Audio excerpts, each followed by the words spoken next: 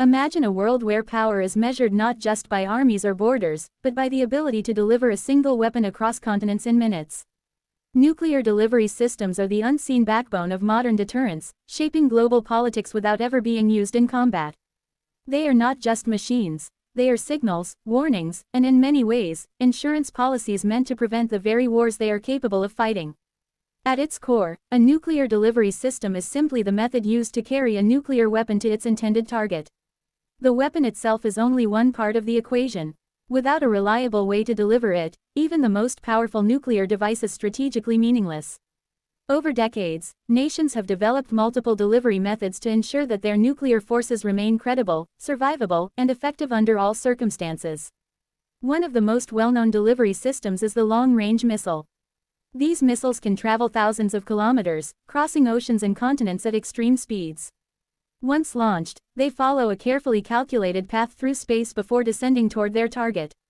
The key idea here is reach. A country with long-range nuclear missiles can strike distant targets without deploying troops or aircraft nearby. This capability alone has transformed how nations think about security and vulnerability.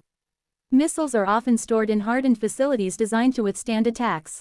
Some are placed underground, while others are kept on mobile platforms that can be moved and hidden.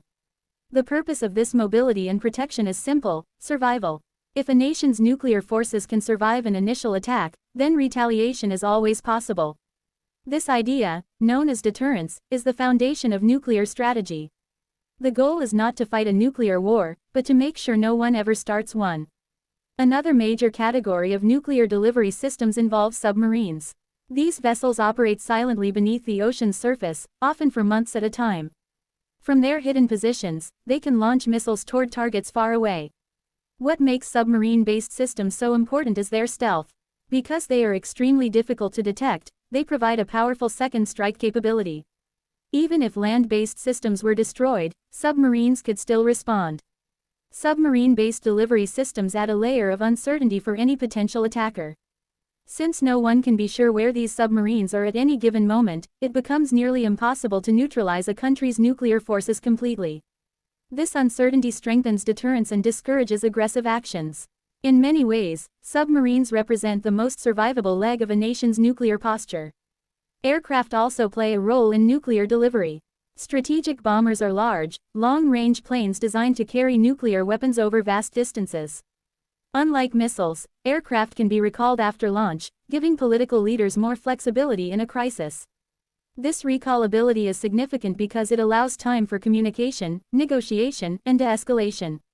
Bombers can be seen, tracked, and even intercepted, which makes them more visible symbols of power rather than surprise weapons. The presence of nuclear-capable aircraft sends a message during times of tension. When bombers are deployed or placed on alert, it is often a deliberate signal meant to influence decision-making without crossing the line into actual conflict. This signaling role makes aircraft a unique and important part of nuclear delivery systems. Together, missiles, submarines, and aircraft form what is often called a three-part structure of nuclear forces. Each part has strengths and weaknesses, and together they balance one another. Missiles provide speed, submarines provide survivability, and aircraft provide flexibility. This combination ensures that no single failure or attack can eliminate a nation's ability to respond. Over time, technology has refined these systems. Delivery methods have become more accurate, more reliable, and more secure. Accuracy matters not because of destruction alone, but because it affects strategic calculations. Greater accuracy can reduce the number of weapons needed to hold targets at risk, which in turn influences arms control discussions and force planning. However, nuclear delivery systems are not just about hardware. They are embedded in complex command and control structures. Decisions about launch authority, communication systems, and safeguards are just as important as the delivery platforms themselves. These systems are designed to prevent unauthorized use while ensuring that orders can be carried out if ever required. The balance between control and responsiveness is one of the most serious challenges in nuclear policy. Another important aspect is the political and psychological impact of these systems. Nuclear delivery platforms are often showcased in parades, tests, or public statements. These displays are not accidental. They are intended to demonstrate capability and resolve, both to domestic audiences and to the international community. In this sense, nuclear delivery systems are tools of diplomacy as much as they are tools of warfare. Arms control agreements have also shaped how delivery systems are developed and deployed.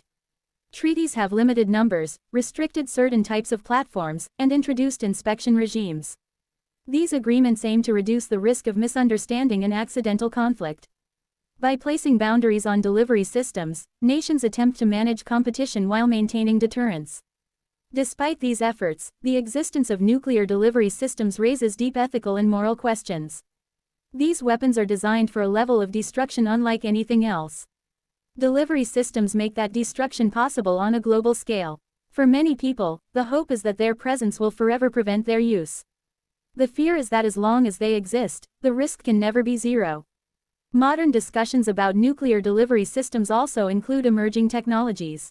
Improvements in detection, defense, and cyber capabilities all influence how these systems are perceived.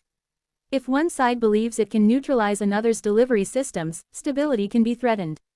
As a result, nations constantly reassess their strategies to maintain balance. It is important to understand that nuclear delivery systems are not static.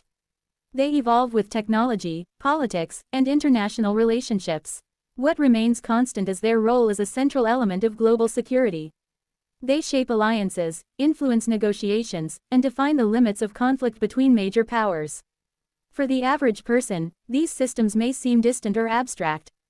They operate silently in the background of world affairs, rarely mentioned in daily news unless a test or crisis occurs. Yet their influence is profound. Decisions made around nuclear delivery systems affect defense budgets, foreign policy, and the overall structure of international relations. Ultimately, nuclear delivery systems exist in a paradox. They are built to be ready at all times, yet they are never meant to be used. Their success is measured not by action, but by restraint.